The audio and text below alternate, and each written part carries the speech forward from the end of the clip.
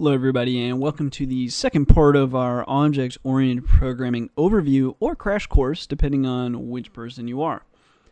In this video, we're going to just kind of pick up where we left off in the previous video and then hopefully wrap up our quick overview of object-oriented programming and move on to another topic. So, first thing let's go ahead and do is just show a quick example of the dynamic nature of object-oriented programming by defining, say, P2, and say P2 is equal to program. So at the initial outset here, I mean, these exact and equal code, aside from the fact that one is being sent to P1 and one is P2, but they're both program objects. So then we can run this, and we'll be asked, what language. So we'll say Python. What version? This guy's on 3.4, and then we can say what skill level, and we could say something as simple as beginner, as we did before. And then this would be for P2, and again we'll say Python. Version will be 2.7, and the skill level we'll say is intermediate. But we only did it really in these 5 lines, 6 if you want to count the creation of the object. But this is why modules use it, is because people want to interact with the modules, create custom module objects and all of that. So it just obviously makes a whole lot of sense. Now, the next thing that I want to go ahead and cover is we'll add a new method, and this one won't be like at the init, so it won't automatically run, but we can call upon this method to make changes. And when we make changes, it will actually modify the object that we called the method for. So with that, let's go ahead and just show it. So we'll start a new method, and this one will be, we'll call this one upgrade. Okay, and then we pass self. Again, this is really an obligatory self. It's not really syntactically going to be required. You won't get an error if you didn't call it, but it should be there to denote that it's part of the object. So we'll say upgrade self, and then now what we'll do is we'll say new version is equal to, and the reason why we're doing this, remember before I said that you could have internal variables, or you can have basically variables that are part of the object, okay, or attributes. Here's a great example, because new version, we're calling it new version, not self.newVersion. Now, we could do either way, and our program would basically act in the same method, but we can either assign this as an attribute to our object, or we can just kind of use it internally. So we're going to be using this one internally. And the value of new version is going to be equal to whatever the user inputs as the question, what version?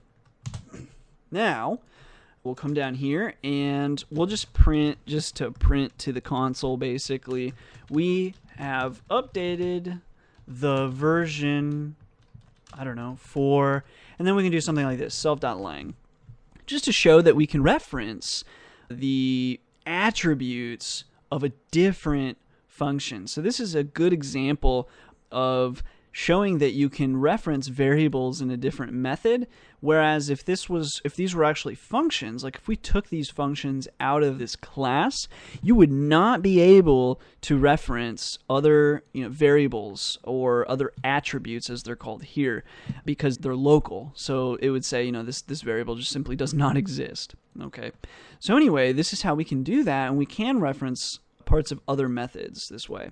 So we've updated the version for self.lang, okay, and then we're going to say self.version, again referencing another attribute that's not even part of this method, but it's part of the entire object, and that's why we get away with this. Self.version now is going to equal new version.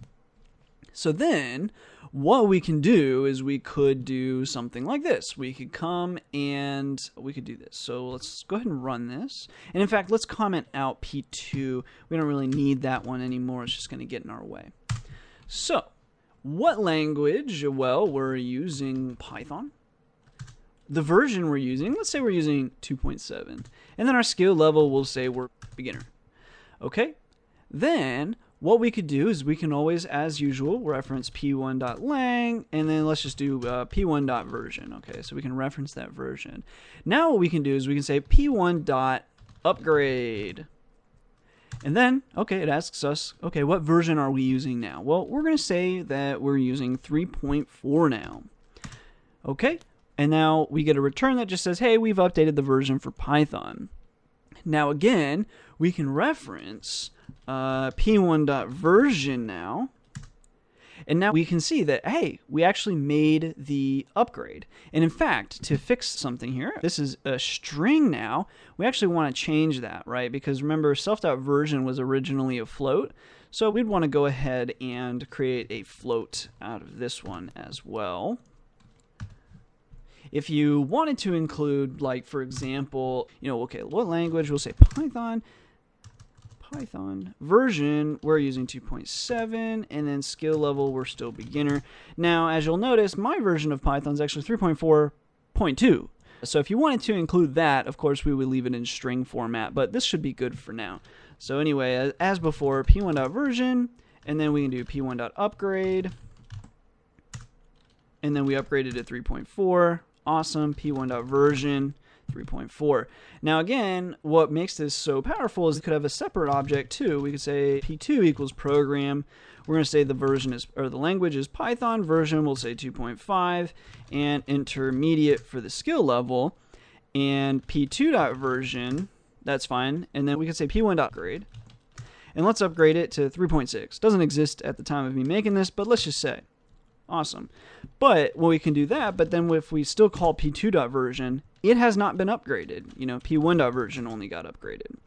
So anyways, that's just a brief video on, or at least a brief couple videos on object-oriented programming, just kind of running through the basics of how it works and all of that, just and really more so how it works in the way that your users will interact with it, because that's mainly what we're focused on. Because as you do Python with the web, as this is kind of the whole purpose of this course, you're going to be interacting with a lot of modules, and it's important that you understand how object-oriented programming works, because basically they all use it, and you should know kind of how everything works and how you might modify an object that you create with that module.